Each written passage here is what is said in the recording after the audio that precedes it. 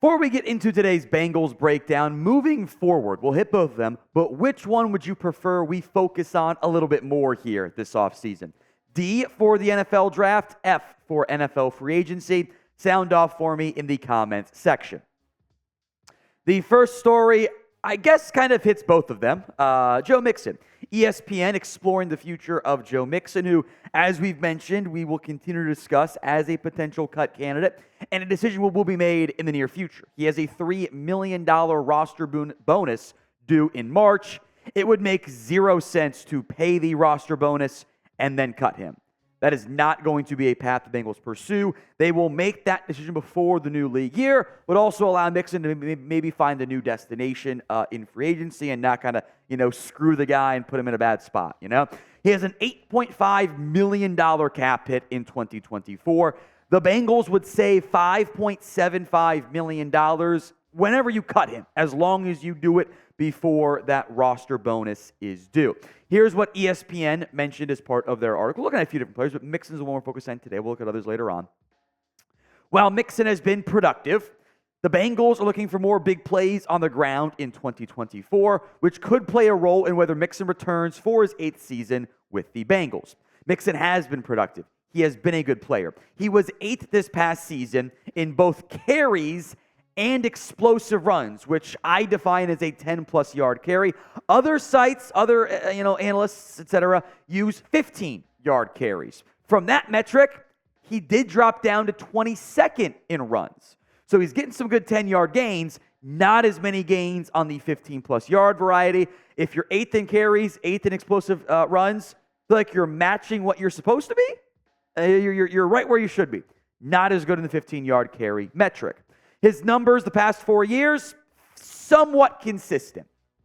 Obviously missed a bunch of time back in 2020, but this has been a roughly 4-yard per carry runner over the past 3 years. Now, you might say, well, Tom, the numbers are poor because the offensive line has not done its job. And I would agree with you. And that is also why I don't like paying backs. Your offensive line is going to look fairly similar with probably Jonah Williams not back going to command too much money. Maybe a new left guard comes in the fold as well. But there's also my point. If you are saying the numbers aren't good enough for what you want as a team because the offensive line isn't good enough, I would agree. So then why are you paying a back big money?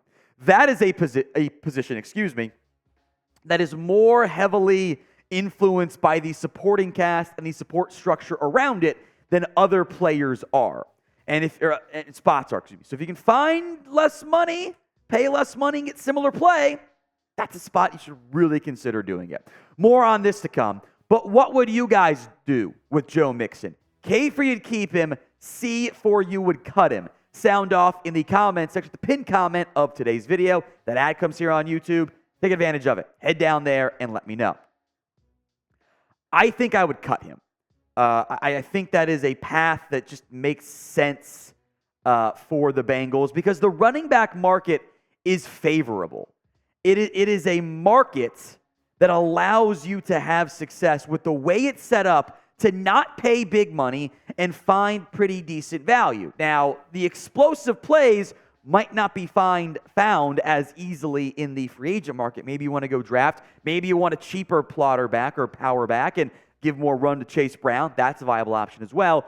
But look at this market among backs. Derrick Henry, this is sort of, by the way, from the highest yards on the ground this year, so that's the ordering. Derrick Henry, DeAndre Swift, Tony Pollard, Saquon Barkley, Devin Singletary, Gus Edwards, Josh Jacobs, who was really good but not as good as past season, was really good in 2022, James Conner, aging Austin Eckler, Zach Moss, plus some guys that might be cut. There are not going to be 10 teams that are going to pay their back a bunch of money. The Miles Sanders contract went for $6 million last year. That might be the cap for some of these guys. Best case scenario for several of them. That means the market favors you.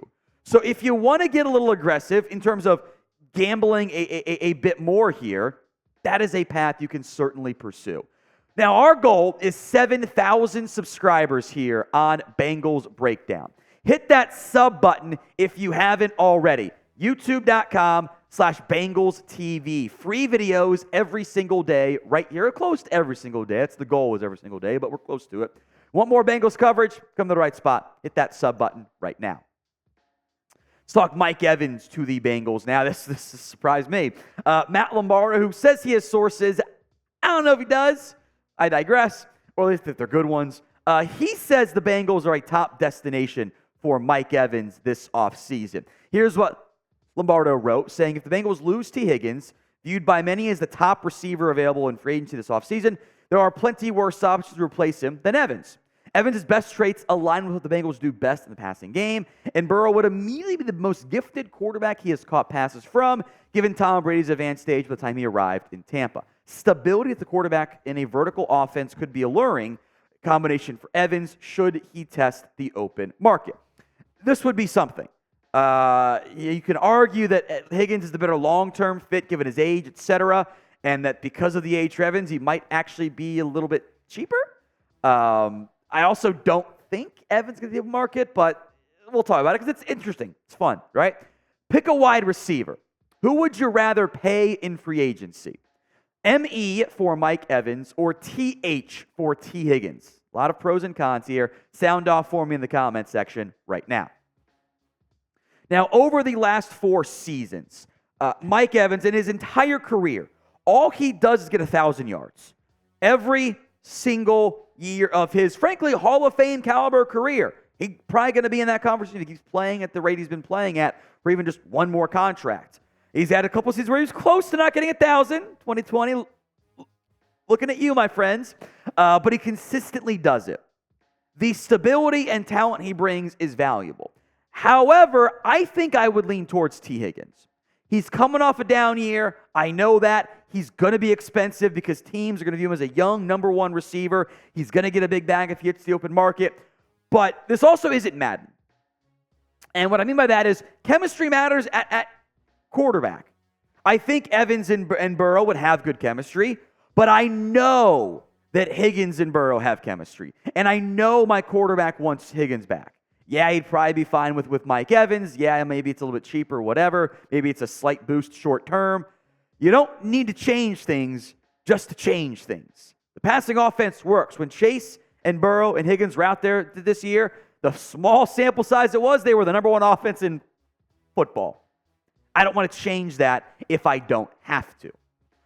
Now, I do know that maybe Higgins is in here long term, but Chase and Burrow aren't going anywhere. The Bayou Bengals are going to stick around. That I have no doubt. Go to chatsports.com/BengalsJam.